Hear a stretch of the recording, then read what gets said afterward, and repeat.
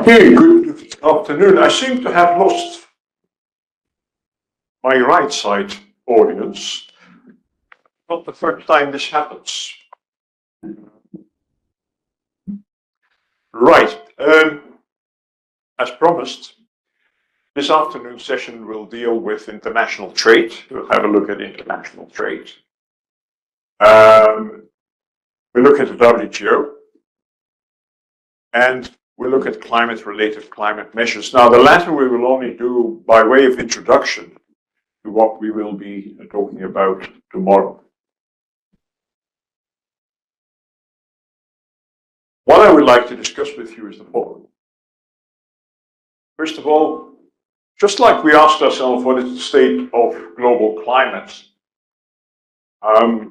we will now look at the state of international trade in 2025.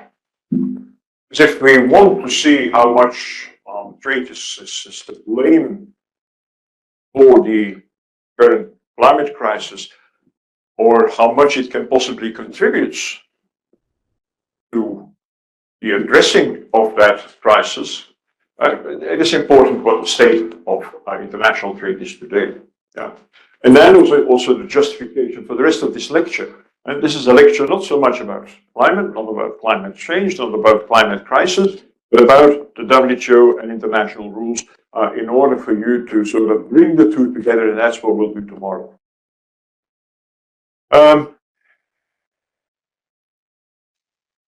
We will talk first about international trade today, but we will then look into how international trade has changed over the past decades. And it has changed dramatically.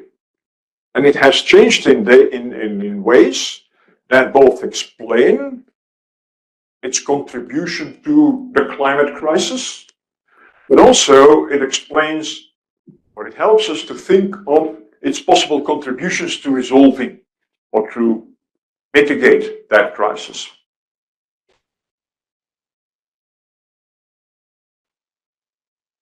We will be asking the question, I always force my students to think about this. Okay, you're taking a class on trade law, but don't take it for granted that international trade is necessarily a good thing. So we'll ask ourselves the question of whether trade is actually a blessing or a curse, and whether it can possibly benefit all. We'll then go to a brief overview of the main challenges currently facing international trade and the international trading system. And one of these main challenges has a name, and the name is Mr. Trump. So sometimes I promise myself, the lectures I've given for the last couple of weeks, promise myself not to refer to Mr. Trump, but it's virtually impossible not to. But there are many other challenges to the multilateral trading system today. And looking at these challenges, you can adjust your expectations as to the possible contribution that trade and trade governance can make to addressing the climate crisis. Because if the multilateral trading system, please do come in, if the multilateral trading system is itself facing existential challenges, you can't really expect it to help out elsewhere. Then I'll take you by the hand and lead you through the merry land of the WTO. We'll talk about its origins, we'll talk about the functions, the objectives, the membership, the institutional structure and decision-making procedures. And then I will ask a question, which in this audience, I'll have a field day, because it will be easy for me to convince you of the fact that we need WTO rules. or more general, that we need rules on international trade. Why is it an easy question for me to ask today? Most of you are lawyers or lawyers to be. I often speak for audiences with economists and political scientists, and believe me, they are much more critical. They say, really? Do we need that many rules? Do they need to be so complicated? For us lawyers, rules and complicated rules are our bread and butter. And the complicated the rules are, the more butter there is on the bread. Yeah. But still, I always ask my students to ask themselves whether we really need all these rules and why need they be so complex, so complicated. And they are complicated, they are technical. Is there a need for that?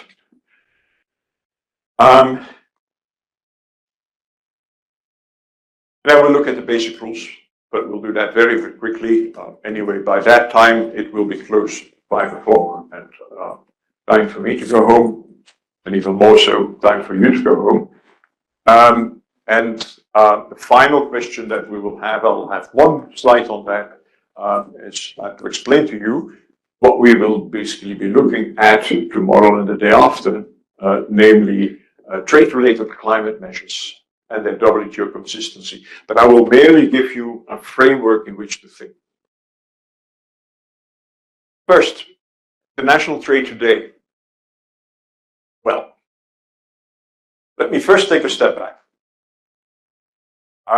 You all know, not because you lived through it yourself, I didn't live through it myself either, but we had, since the Second World War, the end of the Second World War, we have had growth of international trade. And at first, that growth was steady. And if my capabilities with modern technology would be better, I would now switch to the next slide where I can show this. But to the extent that you already have the slides, you can do that. If I do it, I have to click, click, click, click, click. If anybody in the audience knows how to do that, please, during the break, come and tell me. I've been inviting audience all the time, and nobody has stepped up and say, "Oh, you can do that by putting in this code." And anyway, 1950 to 1980, steady growth from a very low level. And the post-Second World War level of trade was low, real low. Steady growth. And then we have the 90s and the first decade of this millennium, which we refer to as the years of hyper-globalization. And you will see on the graph that I have on the next page, goes up like that. These were the years that trade exploded. Then, and that happened until 2008. 2008 being the year of the global financial and economic crisis. After the crisis, from which international trade recovered fairly quickly, and that seems to be a returning theme. Trade does recover very quickly. After that crisis, and then during the second decade of this millennium, so the 2010s, we had what we call, and I love the word, slowbalization. There was still growth, but compared to the two previous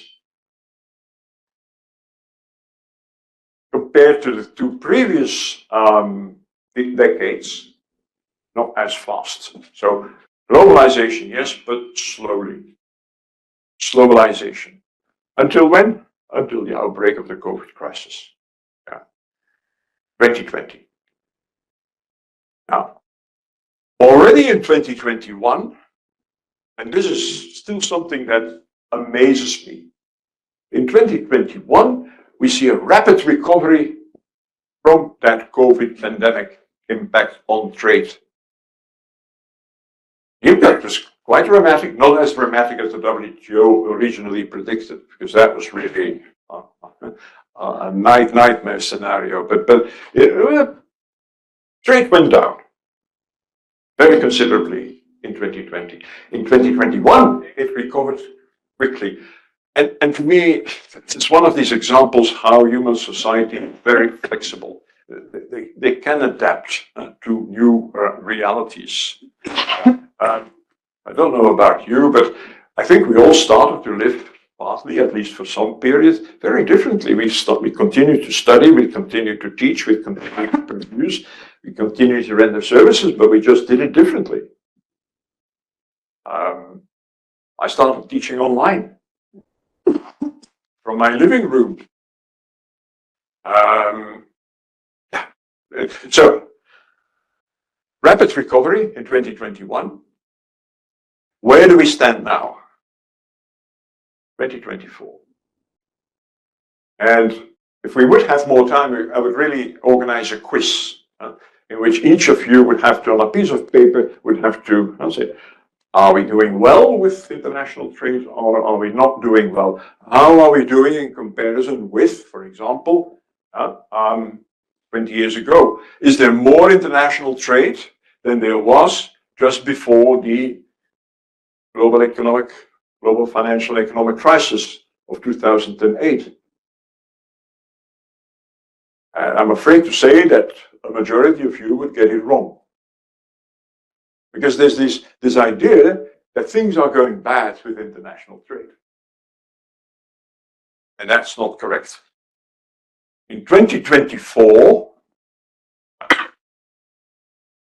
and yes, the numbers are not completely final yet, but this is a forecast of December, so takes into account the data of most of the year. In 2024, international trade, so that's both trade in goods and trade in services, was at record high, had never been higher than before, at $33 trillion, which is 3.3% more than the year before.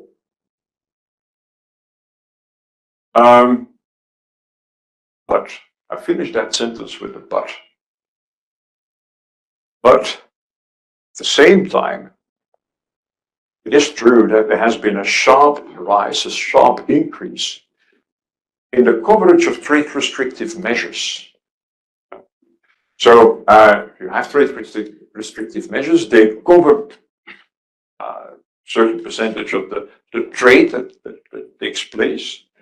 Well, that percentage has gone up. So more and more trade is covered by trade restrictive measures. And that is a trend that is worrisome, that is very worrisome, and will eventually, of course, affect the total amount of trade that we see taking place. Just to illustrate this with numbers, and the numbers are quite dramatic.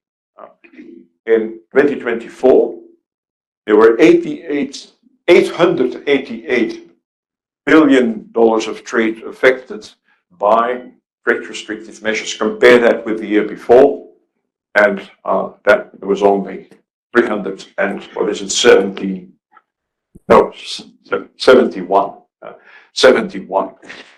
billion dollars. That's a dramatic increase of trade that is affected by trade restrictive measures. What to expect of 2025? I must say I was slightly more optimistic about that before the American elections than I am now. 2025 and beyond, well, we'll definitely see more uncertainty. I think we'll see massive uncertainty. Who really knows what the Trump administration will do with trade? Even if they do only half of what Mr. Trump has sort of alluded to or said, or if they do only half, it will have a devastating effect on international trade. Now, how devastating, and I'll say that a few times, depends on what we do among the others. Huh? So in our trade relations with the United States, we will all suffer and we'll suffer dearly. And we will probably retaliate towards the United States. But what do we do on the trade with each other? What does India do with the trade to China? What does China do with the trade to the European Union, and vice versa? What does Brazil do with the trade? If also there we will introduce a massive increase of import duties, for example, or other trade restrictive measures, well, then our whole double trading system will collapse. What does that have to do with the central theme of the course? Well, in that case, don't expect much of international trade to help out with the climate crisis. On the contrary, it will make it much more difficult to confront the climate crisis, because all of a sudden, we will no longer have access to Chinese solar panels. We'll have to produce them ourselves because we impose too high customs duties on these Chinese panels still to be economically viable in the, for example, the European market. Yeah. So more uncertainty, more disruption in international trade ahead. And this is the slide that I promised you. What I haven't yet draw your attention to is to this first blue area, which is often what is called the first period of globalization. That is the pre-First World War era, which shows a very high level of trade. Actually, these numbers refer to the ratio of trade to GDP. And you see how low the level was that after the Second World War, after an initial peak. Yeah, it's actually a very low level. This is one of these very sophisticated screens. Wow.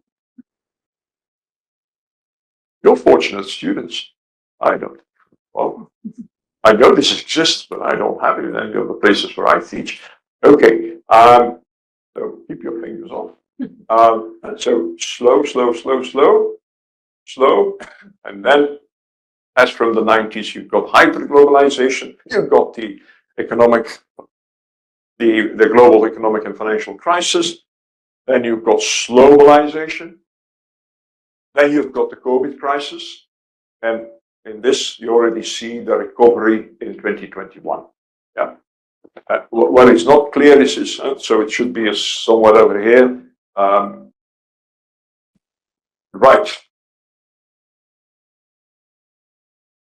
Now, there have been changes in international trade. And this is important to sort of understand in order to know what the possible contribution of trade can be to fighting the climate crisis, and also to appreciate to which extent international trade can be blamed. First of all, we've seen the numbers going up, and I already showed that in one way, so I'm not going to spend too much time on this, but these are definitive numbers. Trading goods in 2023, 23.8 trillion, and between small letters, I've made you points of comparison just to show this increase in trade. Trade is transportation. Transportation is emission of carbon. Emission of carbon is global warming. Trade in services. Trade in services, we see an as dramatic increase. Trade in services is now 7.8 trillion US dollars. In 2023 it was. And it comes from, that's 1995, when the current agreements entered into force, 1.2 trillion. Right. But a much better way of appreciating the importance of trade is to look at not just at the numbers that go up, but is to look at the ratio of global trade to GDP, or to look at the ratio of trade, the trade of your nation, to GDP. Let's first look at the ratio of global trade to GDP. 2023, there are no data for 2024 yet. 2023, that ratio was 58.5%. 58.5%. Now, I don't have any economists in the class, do I? So I can speak freely. My economist friends all said, now Peter, you oversimplify this. They said, well, I know, but this is to bring out a message. Now, what does this mean? What does this number mean? Well, oversimplified, it means that if tomorrow there would be no trade, the global GDP would be missing 60%. Can you imagine that? Yeah. At the very least, no, now I'm trying to make my example more sophisticated, but think of that, and think about how important international trade is to all of us. Now, compare that with, has it always been that important? No. Even in 1990, some of you may not have been, many of you may not have been born yet, but I still remember very well what I did in 1990. Yeah? In 1990, it was still, let's say, 40%. Now it's 60%, then it was 40%. But trade has become more and more and more important to the world. Now, what does this mean for individual countries? India, 46%.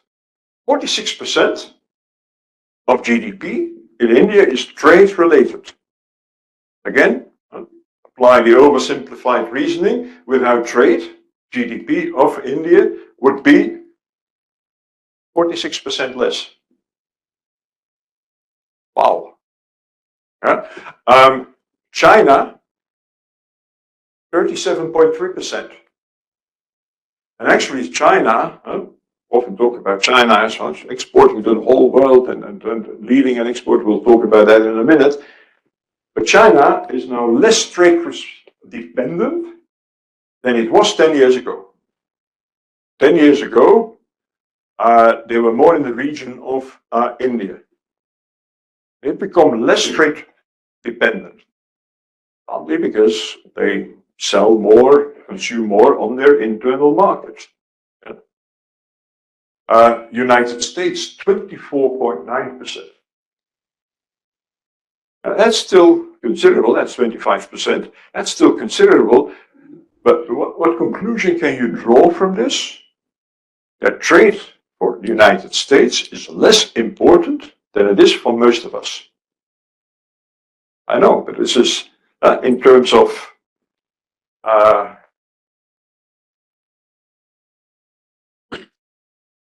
share of developing countries in global trade. Also that, I'm not telling you any secret here, and you know this has gone up. Yeah. And we're looking here particularly to exports, and that is now 44%. 44%. And when I give this lecture elsewhere, especially when I give it in Europe, I say, well, 44%, and now you're all thinking of China, right? Say, right, but still not complete. Because add to China, add India, add a number of other emerging economies, add Indonesia, add Vietnam, so it's not only China.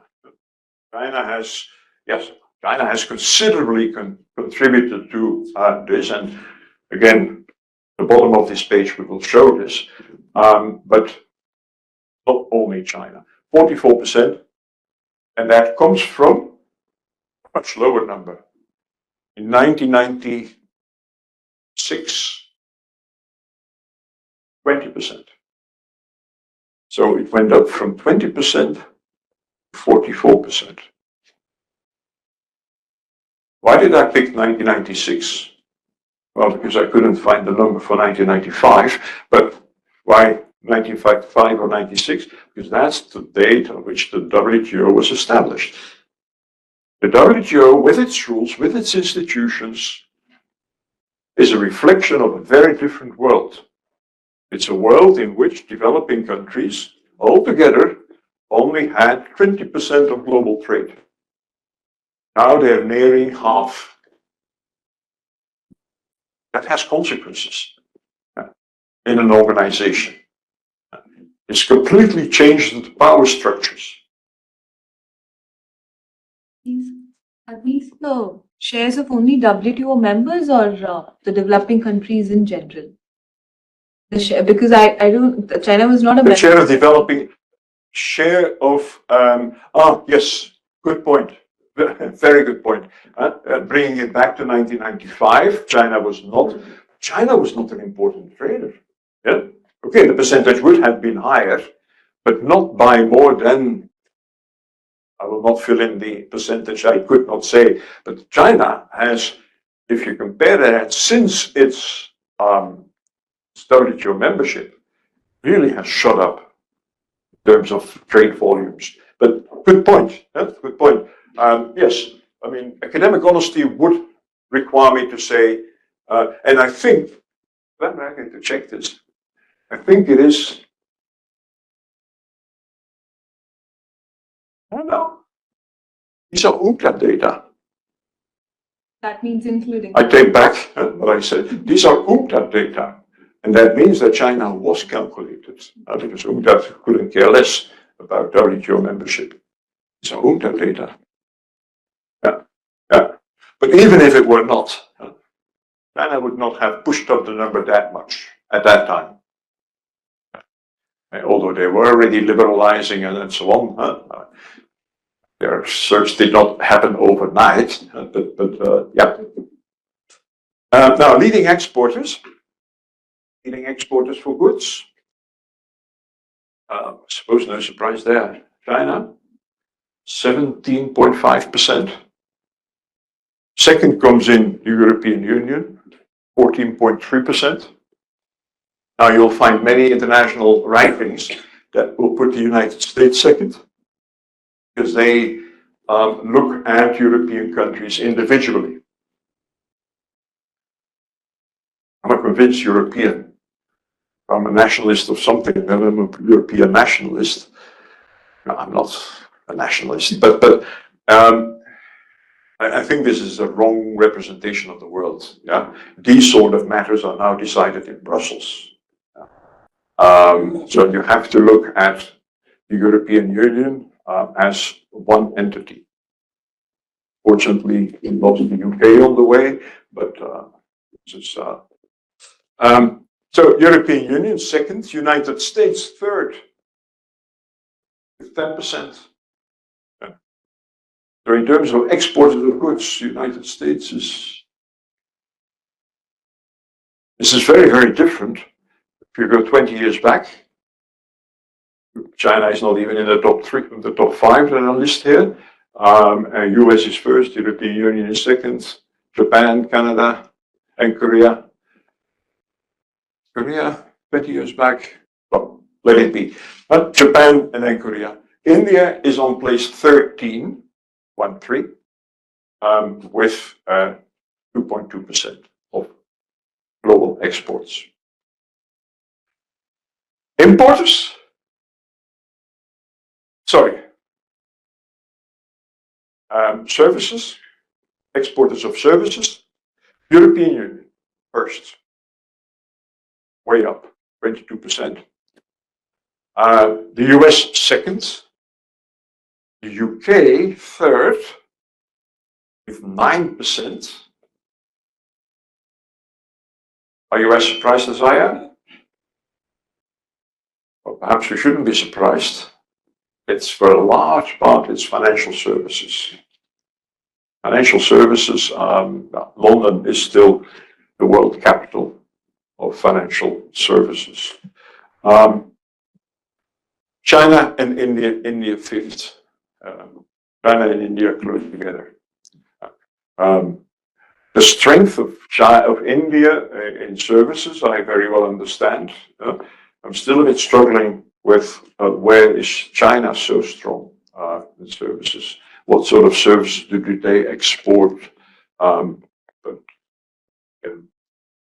this is what the data tells. Yes. What are the factors which has helped China to become a global leader when it comes to exporting the goods, other than WTO? Oh, I think WTO is just something that gave them the market access, but it's the they produce. They've picked their production focus wisely. They've concentrated their energy, capital, government support in certain sectors, like household appliances. That is one, but more computer chips, now electrical vehicles. What makes them such a market force? That they focused on that. They use their labor force, which they used to have a big advantage. That it was cheap, the labor force. That advantage, to some extent, has disappeared. So what you've also seen, that things that they did produce in large quantities, like textiles, that has moved out of China. It's no longer done in China. It's now done in Vietnam or Bangladesh, or so there are other. No, it's the mere cheap workforce, access to the inputs, government support, and a determination to government-led determination to succeed. We are facing one problem over here, like India is a very big sector when it comes to the pharmaceutical thing, but we are completely relying upon China when it comes to API imports. So the raw materials. The 90% of that is being imported in India from China only, and we witnessed this problem at the time of COVID. Yeah, well, you're not the only one to find out that the supply chains were very vulnerable, and that once one country, for whatever reason, sometimes political reasons, sometimes a pandemic or a natural disaster, that supply chain was no longer available, and then all of a sudden you realize that was your only supplier.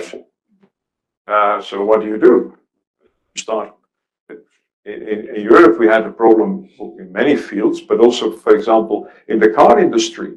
The car industry, when the COVID crisis broke, the sort of not very advanced, but computer chips, there are many use of these computer chips in cars. Modern cars are driving computers. Yeah, so there was no supply anymore of these computer chips, and car companies had to close down. Not only because of COVID health restrictions, but even before that was enforced, just didn't have any supply anymore of these. So, but I think that's part of the answer that I try to give. What makes them so powerful is that they have focused on certain areas. For example, in electrical cars. Electrical cars are basically batteries. That's what the real thing is. That's where the new technological developments come in, batteries. For batteries, you need a number of critical minerals.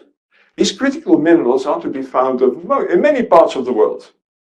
Why is it that China has almost a monopoly for some of these critical minerals? Because they were the ones that first of all saw that this may be a possible development. So there's a long-term policy of doing this. And for better or worse, and you know where I would stand, they did not have to care of politics. So they could have long-term planning. He said, well, we're going to focus on the exploitation and the initial processing of these critical minerals, which in Europe they stayed away from. Why? Because it's environmentally very destructive. A lot of these minerals and strip mining, it's very unhealthy. The processing, the initial processing uses water. That water is just completely it's toxic. It's toxic. But Europe, no, we're not having this here. Oh, if China wants to do it, oh, welcome. This is all right. This is your ranking of leading exporters of goods and services. Now, this is a graph that illustrates the growth of importance of developing countries, and this does the same country by country, and you can see some of the countries are identified who's an important player in international trade. That's trade in goods. Please. On the slide before this, do you think that Slide majority before. See where I can before go this back. was? Yeah. Don't you think the majority of the increase in share of developing countries in the global trade has been pulled by China and its specific factors instead of anything to do with WTO starting from 1996? This is assuming that they had negligible share in the 19.5% number from 1996. Because the number of 17.5 in goods and then you have 5.9 in services, that pretty much makes an overwhelming majority of whatever the increase has been from 1996 to 2022. I have a double reply to what you say. First of all, I think the increased share of developing countries in global trade is, as I tried to say, it's not just China. Yeah, it's broader than that. But China has been an important contributor to that increased trade, that increased share of developing countries in global trade. Secondly, is this related to the WTO? Yes, of course, you have to produce the goods. Yeah, in order to trade them, you have to produce them. But assume that and then I'll immediately say that an assumption doesn't work, but assume that China would have produced the goods without being part of the WTO. They would have met tariff barrier after tariff barrier. They would not have benefited from the most favored nation treatment for all customs duties and other trade regulations. They would not be present on our markets as much as they currently are. Yeah? So I also think that if China would not have joined the WTO, many investment that large multinationals from the West have made in China would not have occurred. Because why did many European and American companies, especially American companies, why did they make huge investments in China? Because China would be able to export to the rest of the world under most favored nation treatment rules. So I think that's my answer. Yeah. All right. Going to a second slide on changes, because there's more has changed than just the numbers. Yeah. I think it's fair to say that international trade has actually changed in nature. International trade, and don't misunderstand me, this also still happens, and this happens a lot. But there's what I call trade old style, and then there's trade in the globalized economy. Trade old style is a product is produced in India and is then exported to the United States. That's trade old style. And then indeed you could talk about a product made in India. It truly was made in India. Okay, yes, certain things may have come from somewhere else, but the product basically was made in India. Like American cars in the past. Where was an American car made? Well, it was made in Detroit. And was then put on the ship and then shipped to Europe or to India. So for a long time, this was the way which trade worked. Trade in the globalized economy is very different.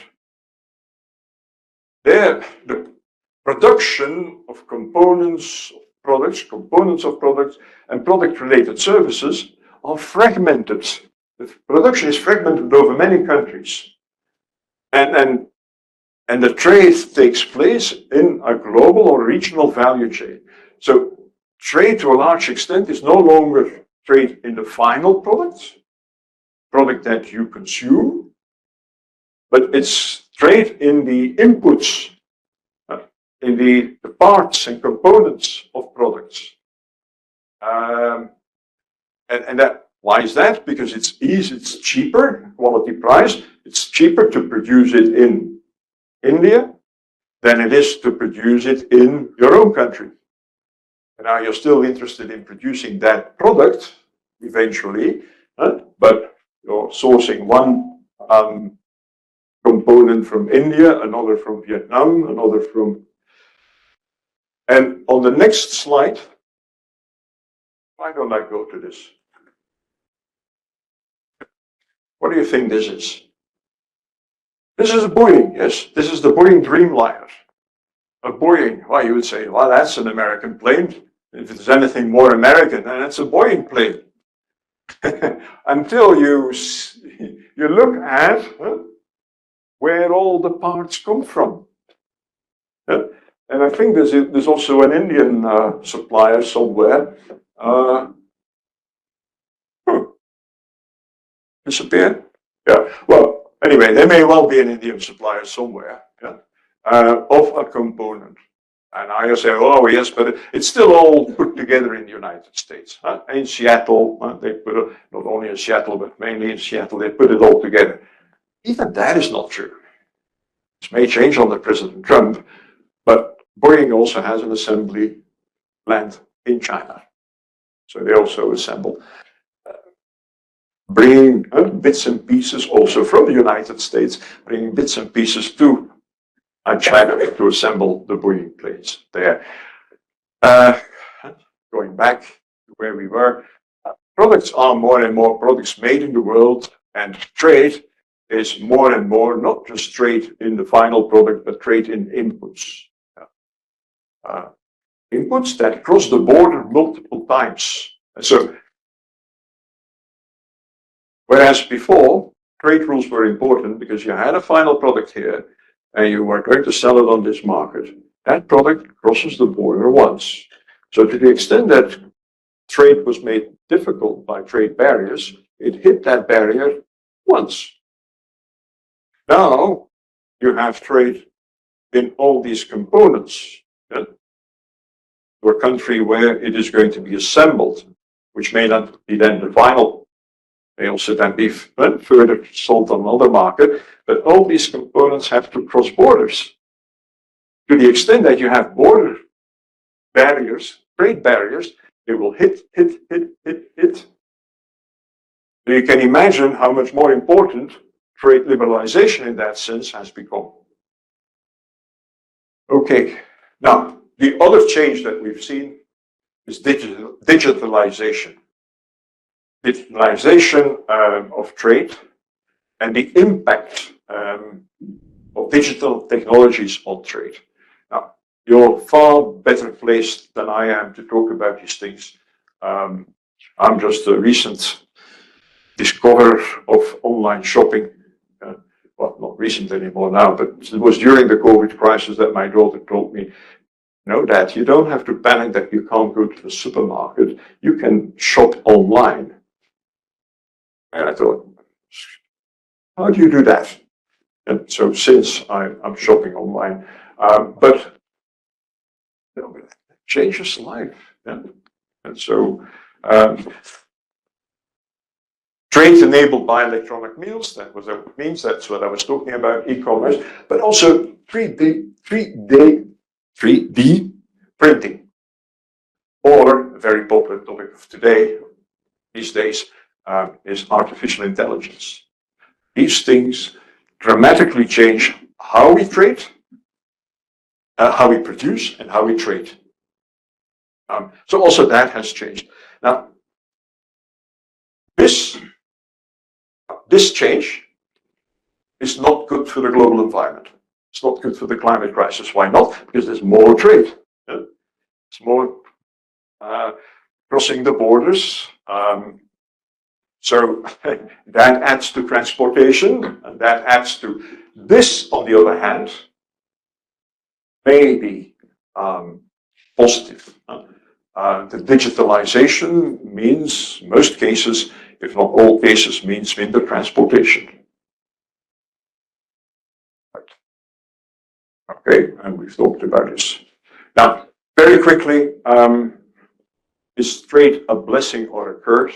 What we will not talk about in this course, also because I think you have already covered that in other introductory courses, is the arguments for free trade. And then, of course, you land in the arguments.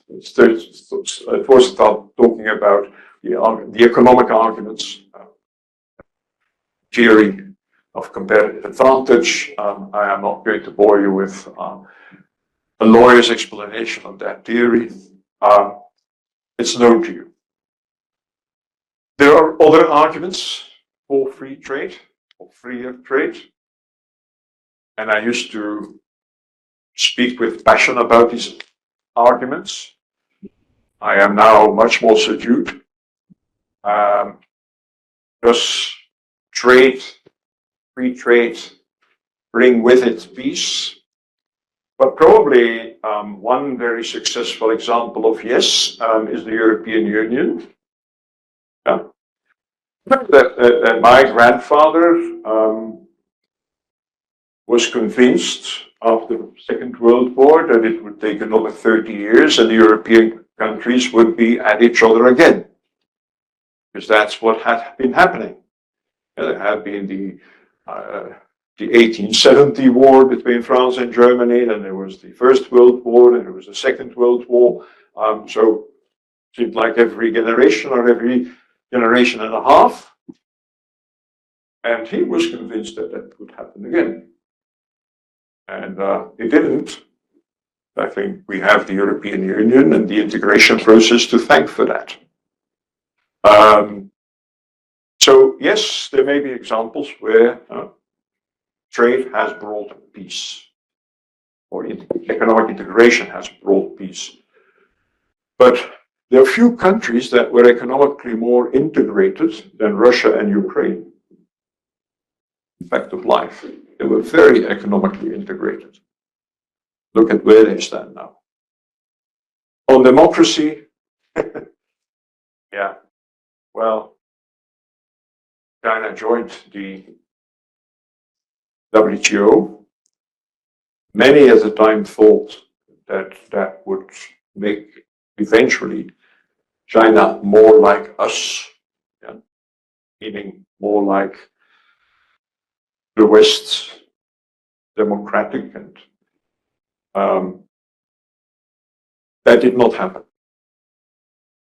Yeah, did not happen, and probably that was very naive, as from the beginning, and in a way also almost neo-colonialist in its thinking, because where I will be a firm defender of a Western democratic system, I'm not sure whether that is the only possible system under which one can live. That is for countries to decide for themselves. It's so democracy. Yes, there have been examples where trade has really helped with democratization. We think, for example, of Korea. Korea was a brutal dictatorship. in the 60s, 70s, early 80s, and it is now a vibrant, although at this very moment somewhat in trouble, but a very vibrant democracy.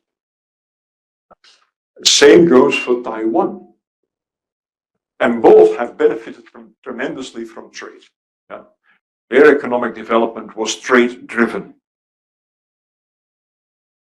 But I'm more subdued as to whether free trade is really contributing to. It very, very much depends on the particular circumstances in the country. And to give yet another example, Chile under dictator Pinochet did economically very well. And it was one of the most brutal Latin American dictatorships we've ever seen. So, all right. Now, you may be surprised with regard to that, because some people would consider me as being all for trade and nothing else. Let me reassure you, I'm not a trade crusader. Actually, the European Union would not have put me on the appellate body or have not nominated me for the appellate body if I were. I very much believe that there are very good arguments for restrictions on trade. You need restrictions on trade in order to protect and promote other societal values and interests. With the other, I indicate that free trade itself is a societal value and interest, and it's something to care about because it does create economic prosperity. Or at least it has the potential to do so. But there are other values that are often more important. Yeah. I think public health, environment, national security, if well understood, public morals, if not exaggerated, are all objectives, values, interests that are more important than trade. So, and I'll say this again later, WTO law for me is all about finding the right balance.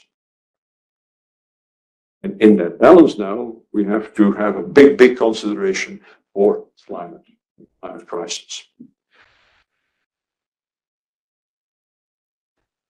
This is something that you know. Yeah? International trade always has winners, and people often focus on the winners, but it also always has losers. It has. Yeah? And let's not hide this. Within your society and on the global scale, there are losers of international trade. There are those countries that lose out. In spite of what David Ricardo says, there are countries that lose out. And within our societies, it's even more obvious. If Europe decides to start importing at zero duty Vietnamese shoes, then that's the end of the Portuguese shoe industry. It's a matter of life. It's a matter of fact. So they lose. Who wins? Well, all Europeans, because they have much cheaper, very stylish shoes.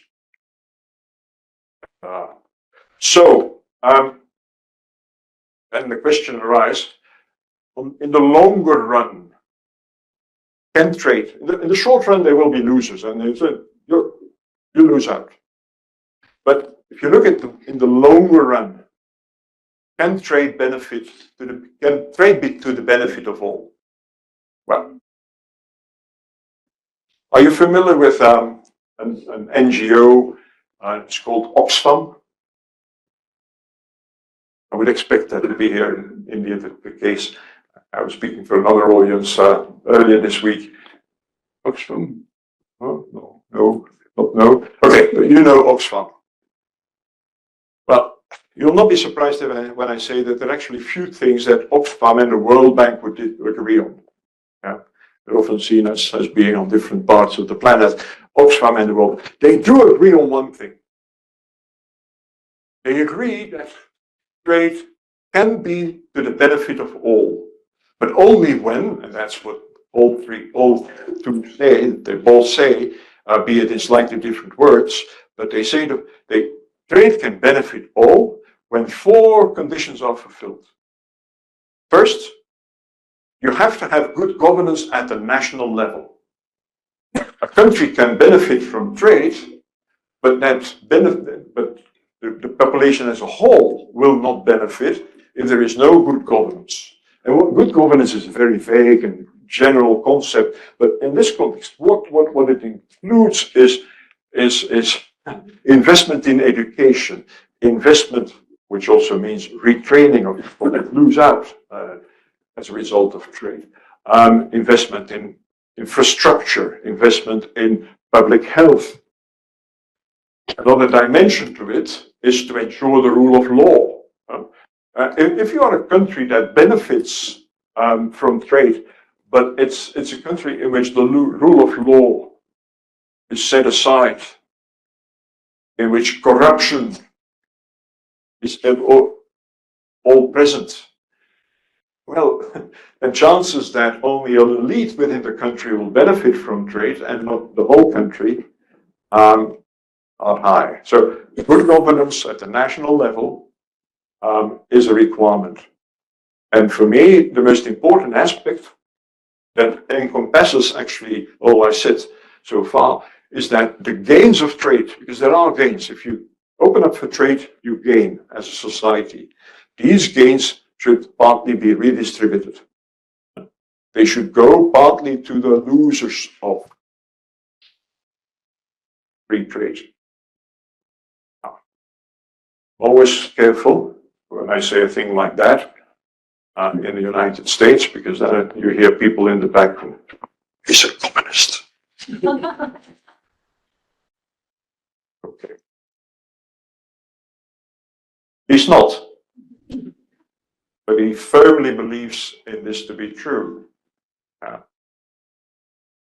There are countries, I won't give names, there are countries that have benefited and are benefiting enormously of international trade. But the population as a whole has not. Okay, further liberalization of international trade. Now, many of you would say, no. We've liberalized enough. All off. This is, no. Actually, we need more liberalization. We need, just give 2 examples. Trade in agricultural products, where the degree of trade protectionist measures still maintained by especially developed countries, European Union, United States, Switzerland, Norway, Japan, scandalous how they protect their agricultural markets. That is something that has to be overcome. There has to be more liberalization there. And you may not agree with that one, but I'll give you one that you don't agree with, and that's financial services. Financial services should be much more liberalized, because in most developing countries, I didn't do my homework specifically for India, so I may be wrong, you may correct me. But in most developing countries, if you are an entrepreneur, if you are a trader, if you are an industrialist and you want to invest, you want to get money, you want to have a loan from a bank, and you will then also need insurance, you need financial services, you'll pay much more for it at the national level than you would possibly pay at the if an international bank would be present and would be allowed to give services, financial services, this would cost you much less. How do I know this? Well, I just compare what it costs to even open a bank account or to get a fire insurance in some of the developing countries in which I have lived. If I compare that with what it costs me in Belgium or in even in Switzerland, I'm much better off there. Why? Competition. Competition. Many developing countries have their national bank or banks, their insurers, and they protect those against international competition. That's my case. Yeah?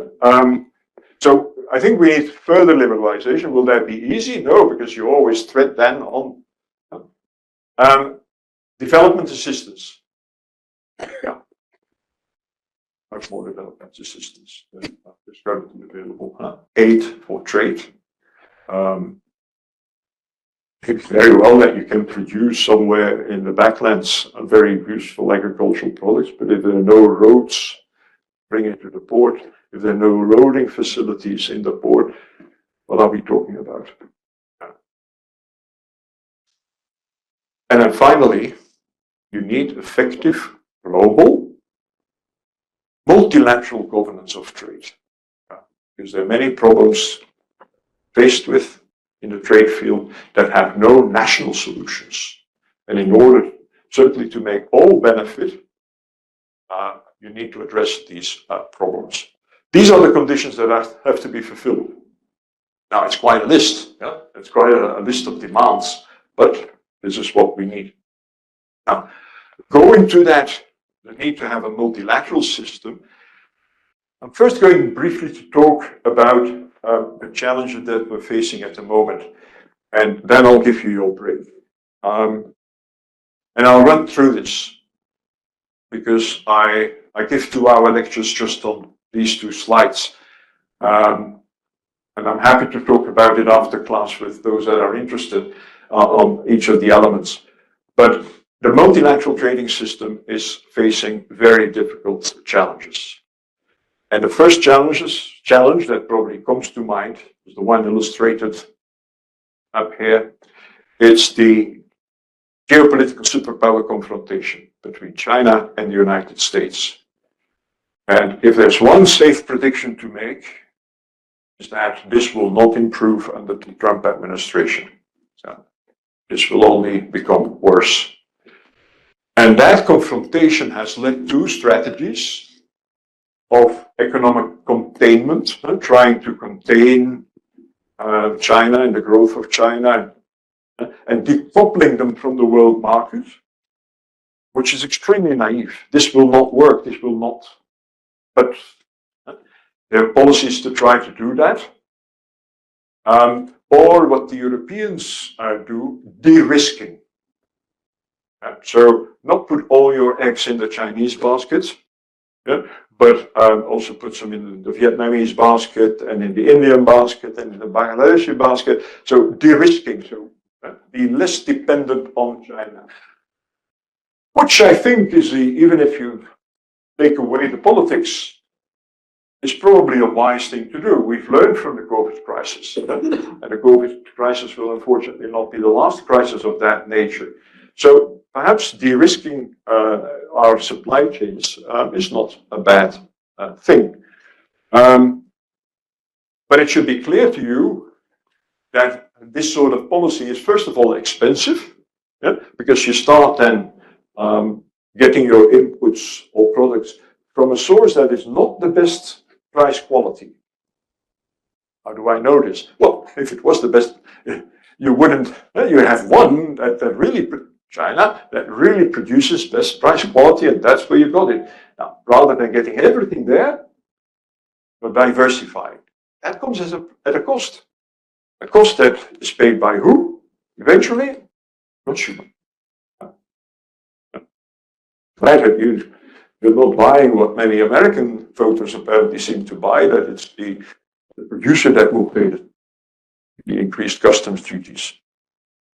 Now, that occasionally, depending on the industry and the product that may, but not normally not. All right. If there's any clear signal that I should give you a break, then it must be this. Second, I don't know whether you recognize them all. I'm sure that you do recognize the first one. The second one is Marine Le Pen from France. And the third one is Orban. So, populist politics. Populist politics and the protectionist trade policies that are adopted by quite a number of politicians these days, because that's where the votes are. Policies that are claimed to cater for the needs of the losers of international trade. It doesn't help them. Yeah? There are studies that first Trump administration imposed all sorts of restrictions on the importation of motorcycles from Japan, but also from China, in order to save a Harley Davidson. That's very. Did it help Harley Davidson? Yes, actually, it helped the company. It helped the company, but not the workers. And that was what the whole thing was about. Trump said, I'm going to, he was speaking before the workers, I'm going to help you, I'm going to support you. He imposed tariffs. What did the companies do? They moved their production and the production of parts and inputs to other countries but China. And they did some minor assembling in the United States. But it didn't. And this was the rational economic decision of that company to take. Because wages, salary costs in the United States still remained, the tariff, the tax, the customs duty did not change the economic reality of higher wages in the United States as compared to elsewhere in the world. So, the green transition, and that's what we talk about the rest of the course, so let me go very quickly, but that's an enormous challenge, especially because you've got these unilateral, uncoordinated, climate-related trade restrictive measures. We have the uncertainty of the global supply chains, and I already had the opportunity to briefly talk about that. But all of a sudden, we woke up the COVID crisis, and then again, later, the war between Ukraine and Russia made us woke up to the reality that these global supply chains and trade in essential inputs and products is very uncertain. There's a degree of uncertainty that we had never expected.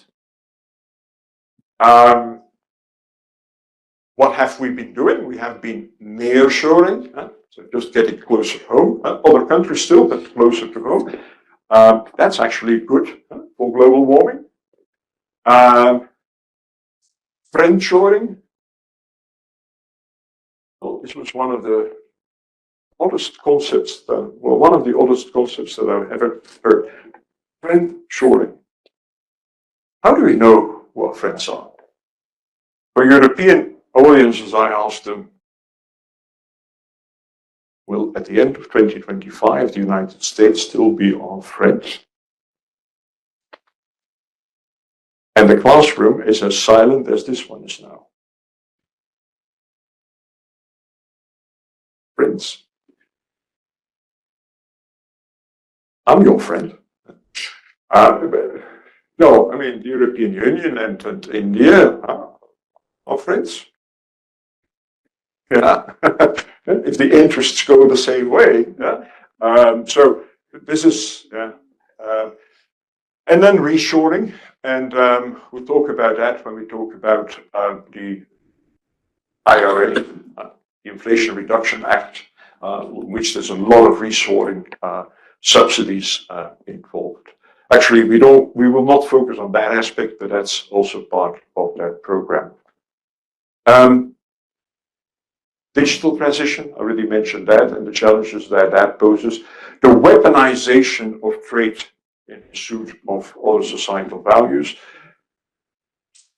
I love the word weaponization. If I were more neutral and less passionate about all this, I would use the word the use of trade. Yeah.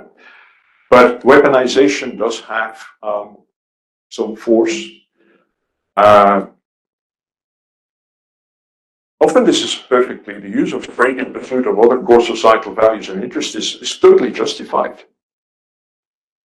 But even if it is for a justified cause, it does affect international trade. It does affect the international trading system. Yeah? If we decide not to trade anymore with a country that uses prison labor, that may be very noble to do that, but it does affect the multilateral trading system. And I'm now not even talking about the abuse of the national security exception. And then finally, before I do give you your break. Finally, we have the undermining of international institutions as fora for negotiations and dispute resolution. And it will not come as a surprise that here I focus on my own personal experience. When I served as a judge at the WTO appellate body, I was not replaced. And after me, my other colleagues were not replaced. And as a result, the appellate body is now dysfunctional. And with the dysfunctionality of the appellate body, the whole dispute settlement system is in danger. This is the sort of undermining that we have, but it's not the only one. All the UN institutions have been undermined. President Trump, one of the decisions that he is likely to take on the first day in office is that he will again withdraw from the World Health Organization. He has done that before. He will probably also withdraw from the Paris Agreement.